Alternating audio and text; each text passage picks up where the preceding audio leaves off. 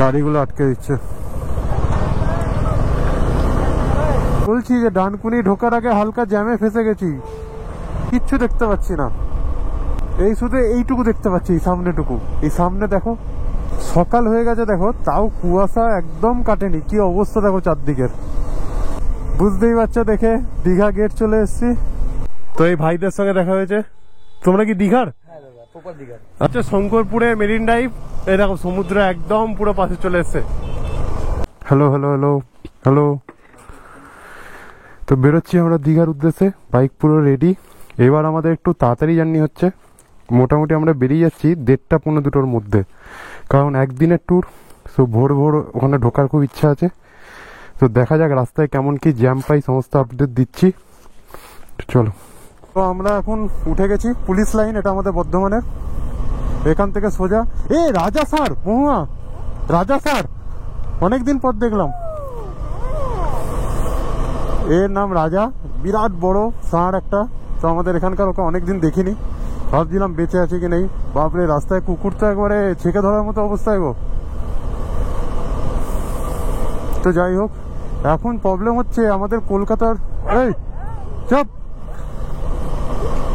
আমাদের কলকাতা রোডটা না ব্লক দেখাচ্ছে, মানে ম্যাপে নিচ্ছেই না। নিয়েছে? হ্যাঁ, এখন নিয়েছে। তা এই 10 দিন আগে তন্ময়রা ঘুরে এলো দীঘা থেকে। ওরা বলছিল নাকি যে ওই রুটটাতে আমার এগুলো আছে, ড্রাইভিং এর এগুলো। দাদা আচ্ছা আচ্ছা আচ্ছা আচ্ছা আচ্ছা। হুম।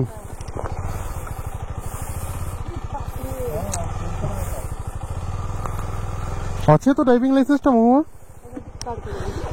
কেন কোথাও ধরে নিলে পুরো কেস।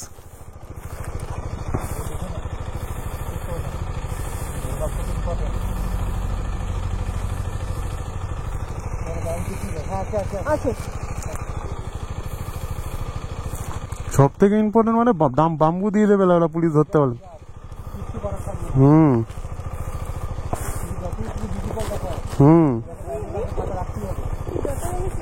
ডিজিটাল।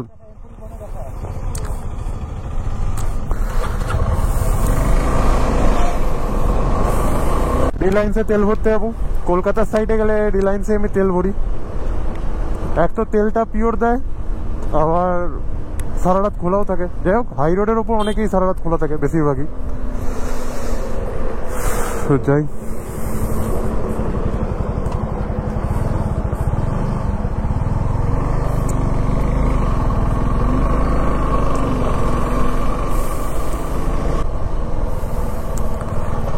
আছে কেউ? এই তো বসে আছে জয়। 688 রুপিসের তেল ভরেছি। ওই অটো কাটের পর আর 30-40 টাকার ভরেছি। একদম ভর্তি ভর্তি করে আমি তেল ভরি না। চলো, তন্ময়রা যাচ্ছে, ওদের মনে হয় তেল আছে, তাই আর ভরছে না। তোমাদের কি তেল আছে? তেল আছে? আচ্ছা চলো, এবার আর স্টপ নেই কোনো, নন স্টপ জার্নি হবে। এবার ঢুকছি শক্তিগড়ে। শক্তিগড় তোমরা অনেকেই জানো হয়তো, ল্যাংচার জন্য বিখ্যাত। তো এরকম এলেই পরপর পরপর ল্যাংচার দোকানগুলো পেয়ে যাবে। ভাই, রাস্তাটাকে কেমন ভেঙে দিয়েছে দেখো। এই দিকটা পুরো ঘাট করে দিয়েছে, আর ওই দিকটা পুরো বন্ধই করে দিয়েছে। ওই জন্য রাস্তা ন্যারো হয়ে গেছে। সব ডাকছে, দেখছো কত ল্যাংচার দোকান, অনেক।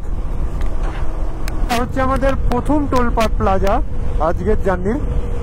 এটা জাস্ট ওই পালসিট ক্রস করেই পড়ে।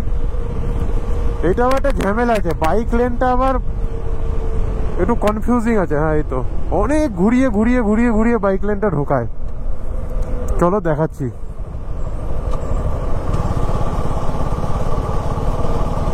ওইখান দিয়ে ঢুকলাম, এইটা বাইক লেন।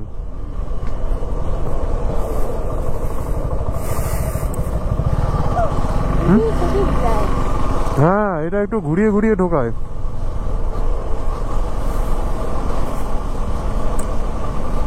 এই দেখো, এইটা ছাড়বে না, এদিক দিয়ে ছাড়াবে।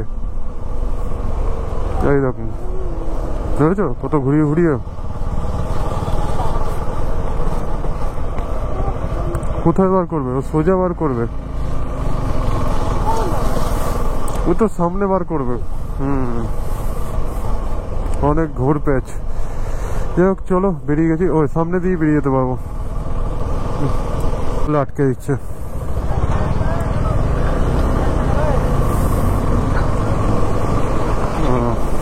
বাইরে গাড়ি দেখলে আটকাচ্ছে নাকি?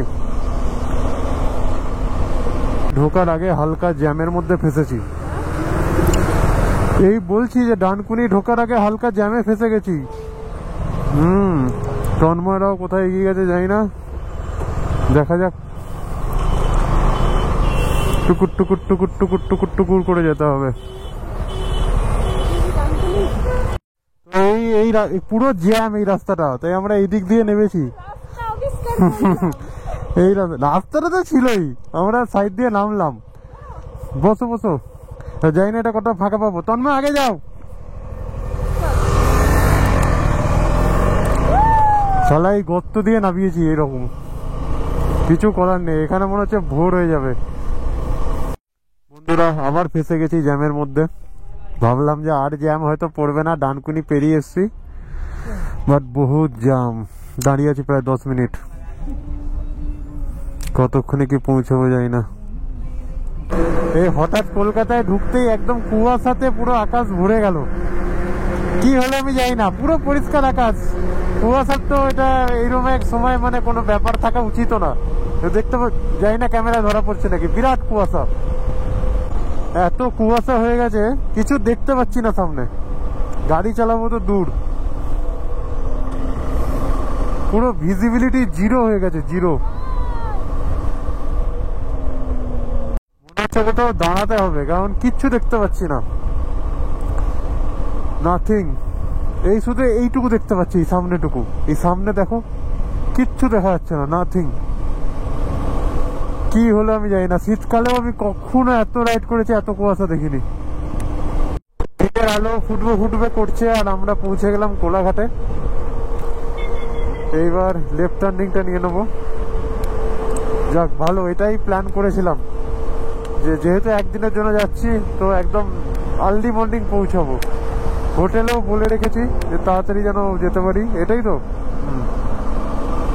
চলো, সকাল হয়ে গেছে দেখো, তাও কুয়াশা একদম কাটেনি। কি অবস্থা দেখো চারদিকের, বহুত আস্তে আস্তে যেতে হচ্ছে। ওরা ডবল লাইট জ্বালিয়ে জ্বালিয়ে যাচ্ছে।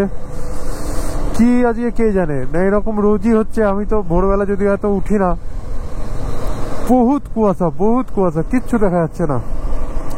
আর দীঘা এখান থেকে 67 কিলোমিটার। এইটা হচ্ছে বাঁ দিকে চাউল খোলা, তোমরা যেমন জানো। বাসও দাঁড়িয়ে গেছে, যারা মন্দারমণি যাবে তারা এই দিক দিয়ে চলে যাবে। কত টোটো অটো দাঁড়িয়ে ছিল। আমরা দীঘা যাব। দীঘার এবার যে হোটেলটায় থাকবো, সেটা পেছনে থাকার একটা কারণ হচ্ছে যে একদম জগন্নাথ ধামটা যেটা হচ্ছে দীঘার, তার ঠিক পাশেই হোটেলটা। তো ওখান থেকে মানে কি বলবো, রথ দেখা হবে, কলা বেচাও হবে, জগন্নাথ মন্দিরও পুরো ভালোভাবে দর্শন করতে পারবো, এবং থাকা তো হবেই। এবং ওটা একটা রিসর্ট নতুন খুলেছে, খুব কম পয়সায়। আমারই একজন চেনা আছে খবর দিল। তো চলো, ভালো ভিডিও আসবে পরেরটাই, অবশ্যই দেখো। দীঘা, বুঝতেই পারছো দেখে, দীঘা গেট চলে এসছি। তো এখানে একটু দাঁড়াবো, ফটো টটো তুলবো। তন্ময়রাও পেছনে আছে, ওরাও আসুক, তারপর তো এখান থেকে হোটেল একদম কাছেই।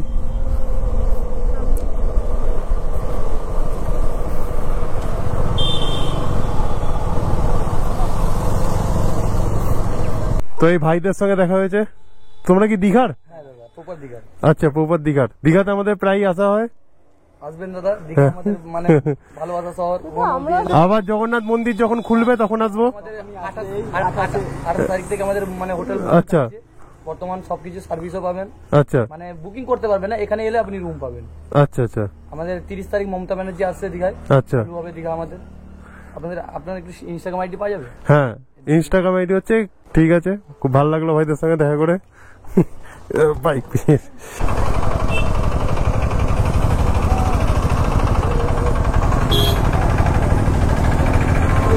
আরে আমরা তো রাইডে এসছি ভাই, আমাদের কাছে কি তো ক্যাশ।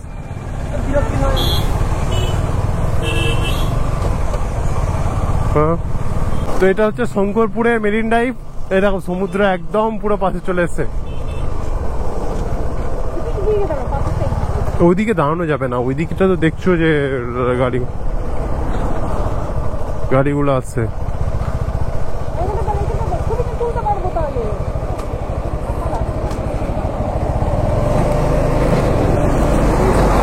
কি বলছে? দাঁড়াবে না?